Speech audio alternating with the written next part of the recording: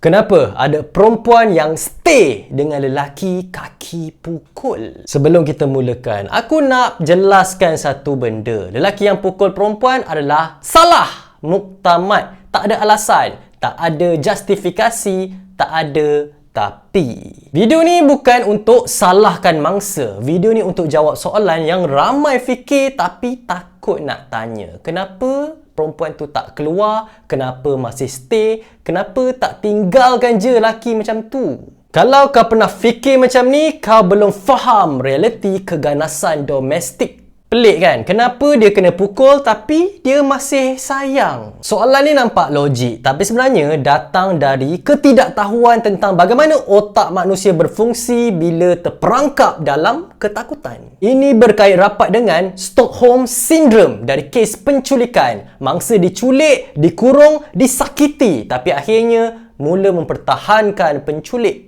Orang luar pelik. Kenapa mangsa boleh sayang orang yang sakiti dia? Jawapan saintifik mudah tapi sebenarnya menakutkan. Otak manusia akan berpihak kepada sesiapa yang mengawal keselamatannya. Okey, sebelum kita teruskan topik, apa kata kita faham dulu apa itu Stockholm Syndrome. Stockholm Syndrome berlaku bila mangsa berada dalam situasi yang tak boleh nak lari. Ada ancaman berterusan. Keselamatan bergantung kepada pelaku. Pelaku selang-seli keganasan dengan kebaikan. Dalam keadaan ni, otak buat satu keputusan penting. Kalau aku rapat dengan dia, aku mungkin selamat. Ini bukan kelemahan, ini mekanisme survival. Jadi sebelum kita tanya, kenapa dia stay? Kita kena faham satu benda dulu. Bukan semua orang yang nampak rela sebenarnya bebas. Dan bukan semua cinta yang nampak setia sebenarnya cinta. Lepas tu barulah kita boleh bincang tentang trauma bond, ketakutan, kawalan dan kenapa keluar itu paling bahaya. Kita kena faham, keganasan bukan berlaku setiap hari. Ramai orang yang bayangkan lelaki kaki pukul akan ganas 24 jam. Sebenarnya tak. Corak sebenar dipanggil cycle of abuse. Mula-mula fasa manis, minta maaf, menangis, janji berubah, terlalu baik. Kemudian fasa kedua, fasa tegang, emosi naik, cemburu, kawal pergerakan. Kemudian fasa ketiga, fasa ganas, kena pukul, kena ugut. Lepas tu ulang semula. Yang jadi masalah, fasa manis buat mangsa percaya versi lelaki yang tak wujud. Kemudian sebab trauma bond, cinta palsu yang terbina dari sakit.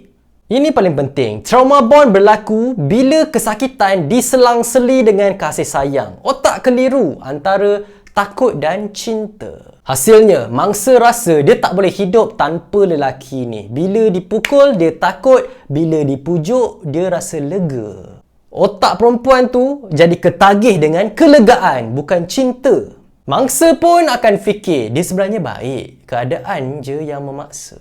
Ini bukan cinta, ini ikatan trauma. Kemudian, harga diri telah dihancurkan perlahan-lahan.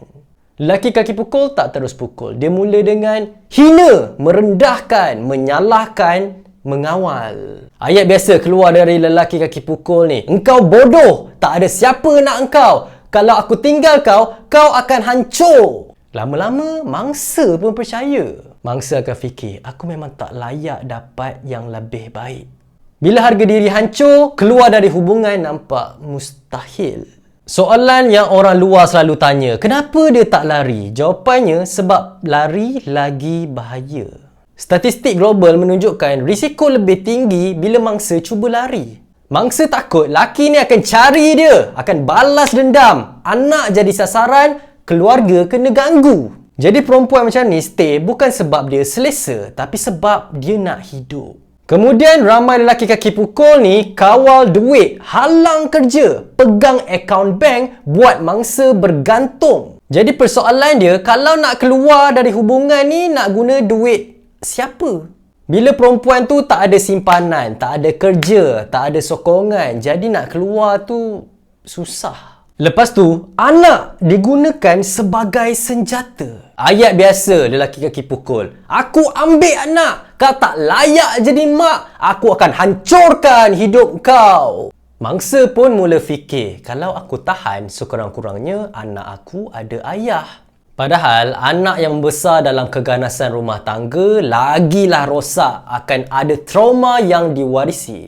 Kemudian ramai yang tak keluar daripada hubungan sebab masyarakat. Masyarakat ni selalu cakap, sabar, syurga bawah tapak kaki suami, jangan buka aib. Padahal agama tak pernah halalkan keganasan, tak pernah halalkan suruh reda dipukul. Tapi mangsa bertahan atas nama moral, bukan keselamatan. Kemudian perempuan yang stay dengan lelaki kaki pukul ni sebab menerima harapan palsu. Setiap kali fasa manis, mangsa nampak versi lelaki baik. Lepas tu mulalah menaruh harapan semula. Masalahnya, dia pukul tu bukan sebab terpaksa, tapi tu pilihan dia.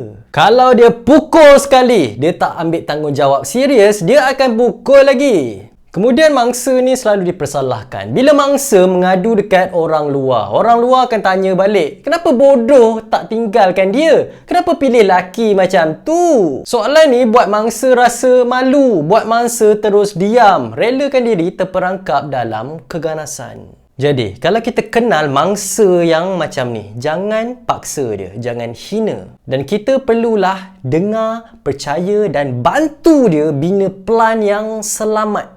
Keluar dari hubungan ganas, ambil masa dan perlukan strategi. Perempuan yang stay dengan lelaki kaki pukul bukan lemah. Diorang ni cuma terperangkap, dimanipulasi, ditakutkan dan dihancurkan perlahan-lahan. Cinta tak pernah minta untuk kita berdarah. Agama tak pernah suruh kita disakiti. Dan lelaki yang pukul, sebenarnya dia tahu apa yang dia buat. Dan kalau ada lelaki yang terasa dengan video ni, sebab engkau tahu ini semua tentang engkau. Kalau anda suka video ni, jangan lupa subscribe channel ni. Jangan lupa juga like, share dan komen. Berikan pendapat anda di ruangan bawah. Nama saya Daniel. Terima kasih kerana menonton. Selamat tinggal. Jumpa lagi. Assalamualaikum.